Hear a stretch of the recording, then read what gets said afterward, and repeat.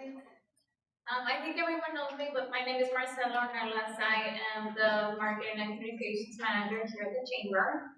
I'm going to introduce Ms. Shelby Kolek. She is a licensed clinical social worker dedicated to helping individuals feel understood, supported, and empowered. She provides both in-person and virtual therapy to clients across Texas with a special passion for serving the military first responder community, people navigating life transitions, and anyone seeking to strengthen their emotional well-being. Shelby's path in social work has been shaped by diverse experiences from earning a BSW at Stephen F. Austin State University to completing an MSW at Fort Hampton University to working closely with service members and their families while living in Hawaii and working in housing discrimination before opening her private practice as counseling. Shelby's therapeutic style is eclectic and tailored to the unique needs of each person she works with. In her work, accessibility and authenticity matter. She aims to make a therapy a space where you can show up exactly as you are without judgment or pressure. Whether you're managing anxiety, building confidence, processing stress, or learning healthier boundaries, Shelby's approach is grounded in compassion, collaboration, and strategies that meet you where you are. So, if y'all can welcome Ms. Shelby. Hi. So yeah, I started my private practice a year ago last month. So I know a little bit about Burnout because we relocated from Hawaii July of 24. And then I worked from home with the federal government. I had a baby in January of 25, and when I went back from maternity leave, they were like, don't just come through, we're letting you go. So I used my license and my degree, and I started my practice. And then within 6 months, I had someone approach me and said, hey, you want to become a group practice? And so I said yes. And within a month, I became a group practice. And now I have a contractor, an intern, I have a new W-2 employee starting at the end of this month, and then I have another W-2 employee starting in July. So we have grown really fast, and I have really had to learn the parts of me that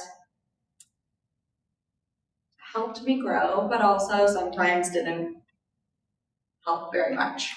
And so I really kind of shaped my practice into like putting burnout into people that don't even know that they're burnt out. And so with it being Mental Health Month, here we are with you.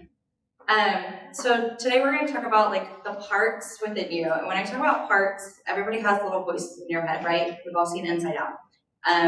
Inside Out is a really good children's introduction to the parts within you because they each have a role. And so when I talk about parts, you think about like little voices in your head. When we learn to work with them instead of against them, it can be helpful instead of harmful. So I want to start with a question. Have you ever had a moment in your business or in life where a part of you says, go for it, we need to do this, and then another part of you is like, wait. What if we fail? What if we don't succeed? What if it goes wrong? Or maybe you sit down and you have to write the email or post the content, and then you're reorganizing your to-do list instead. Anybody? Me. To the T. That's usually when you start telling yourself, I'm procrastinating, or I'm not motivated enough, or I need discipline. But that's not always really the problem. What if you aren't inconsistent, but the parts of you that were created to protect you are all trying to do their job at the same time? And so then they get overwhelmed, and so then you're like, well, I'm just gonna go do this. Yeah. So one part of you wants to grow, one part of you wants to protect you from failing or doing it wrong, and which one wins? Most of the time it's distraction. When we understand those parts that lead to overworking, people-pleasing, shutting down, staying stuck in patterns, I want to help you understand that there's like names for those parts and how to work with them and not against them. So, when you're under constant stress, your brain goes into survival mode. And then you have less access to clear thinking, patience, confidence.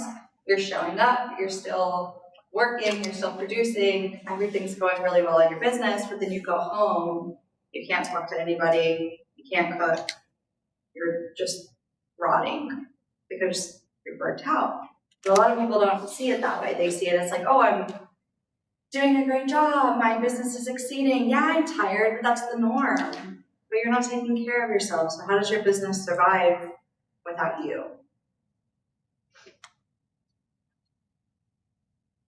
So burnout impacts how you think, decide, lead, show up, and then when you're really stressed, the protective parts of you lead to overwork, overthink, avoid, people please, all of the above. And those parts get even louder when you're more stressed because you're not paying attention to them. And the way I always describe it, especially to like parents, is when you have children, what happens if you just like never look at them, you never call them by their name, you just do, you're just going and you're not paying attention to them? What happens? And they get louder. They're gonna start yelling at you, like, hello. Well, our parts do the same thing. When we're ignoring them, when we're pushing them away, when we're like shielding them out, they're just gonna come back and get louder. So I wanted to meet a few of your parts that may come up. Now, this is obviously not an expansive list, but this is 4 of the most common parts that I see in people that run businesses. Versus your overachiever part. It says, I'll just push through. This is going to be great. We're going to succeed. We're going to be the number 1. We're going to do all of the things at all at the same time. And then you have your people pleaser part. I don't want to disappoint anyone. If I raise my prices, maybe they'll get mad. If I fire them, it'll hurt them. You know, like all of these decisions that are made off of people pleasing. And then you have the avoider. I'll deal with that later. That's a later me problem. My avoidant part is very loud. Yeah, she likes to show up instead of doing the things that she needs to do. And then you have the perfectionist part. It's not ready yet. It has to be perfect before it can be seen. It has to be this way or no way, black or white, all or nothing. So sorry. You're good. So I wanted to point out your worksheet in front of you. We're going to do the first part of it. So I want you to take a moment and look at each of those parts and then identify statements that each of these parts in you might be saying in your current role. And this could be in business, this could be in life, but these parts come up all over the place. So just think about and identify what you're hearing these parts saying to you right now.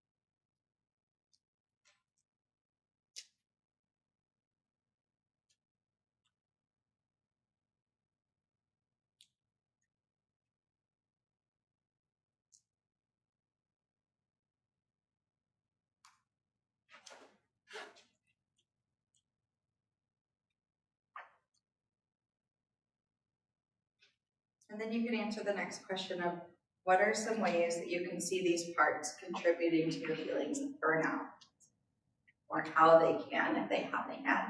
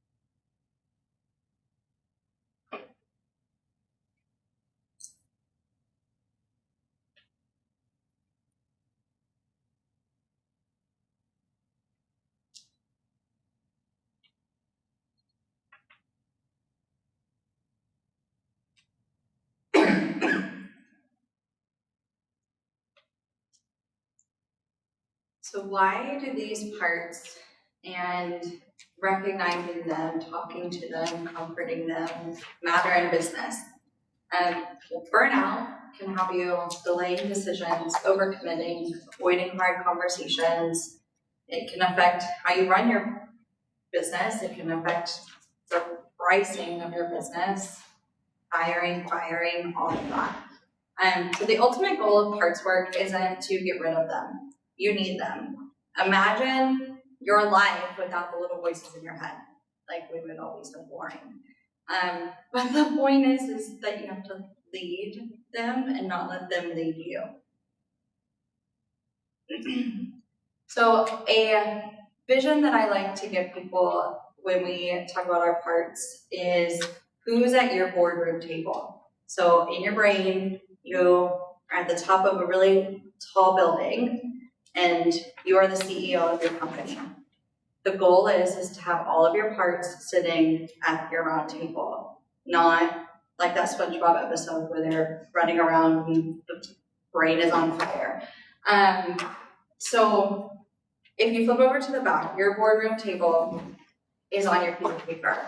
And when I think about who's at my boardroom, for example, like when I was coming into this, who's at my boardroom table? Anxiety, my imposter syndrome, I call her my big F part, my failure part. All of these feelings and these thoughts and these mean girl attitudes that come up into our lives and our situations, those are who are at your table. And they're not necessarily bad. They're trying to protect me and you and everybody else. And there's one CEO in every business, and that's you, your authentic self.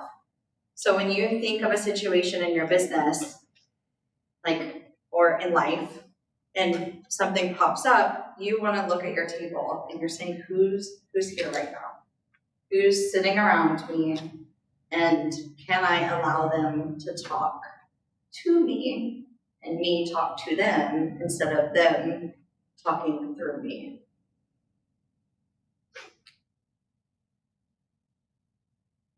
So you aren't indecisive. It's not that you don't know what to do. It's that all of these people at our tables have different jobs. They have different departments. They have different lives and beliefs and fears and all of the other things. And they're all trying to work at the same time. So what do we do with this, right? We named some of the parts. Now what do I do when one comes up? Your first thing is that you're going to pause, name, and then choose. So your first step is pause. When a part comes up and it's running to the front of the bus to grab the wheel, you don't have to respond immediately. When our anger part comes up, we don't have to lash out immediately. And I know it's really easy to say and really hard to do when you're in the heat of the moment and in emotion to just hold on, pause. It takes time, it takes practice. But that's the first step. Then you have to name it. This is my anxious part. This is my anger part. This is my perfectionist part.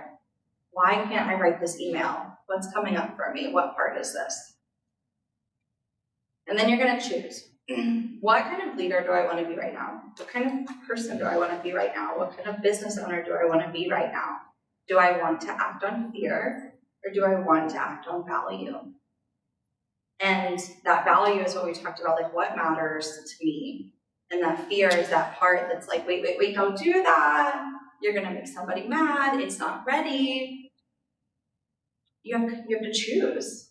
And then you have to talk to it and say like, okay, I hear that you're coming up.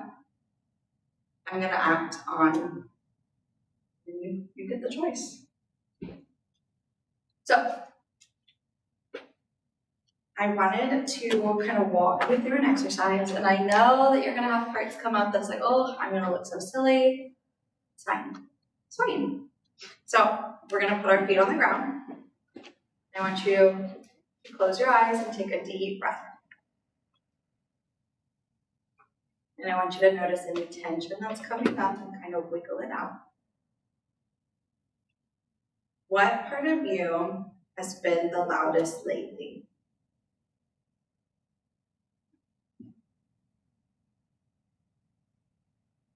Then I want you to ask what that part needs from you.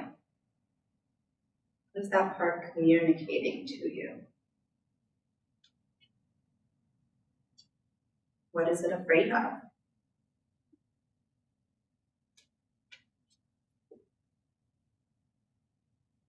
And then I want you to tell it that you hear it and that you understand where it's coming from,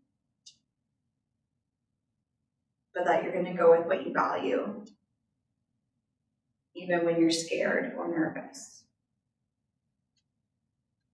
And then I want you to thank that part for coming into your brain and being there for you, protecting you, because they have really hard jobs sometimes.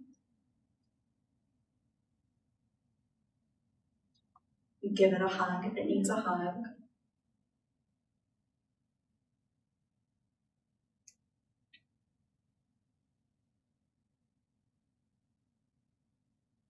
And you can come back whenever that part is ready to let you go.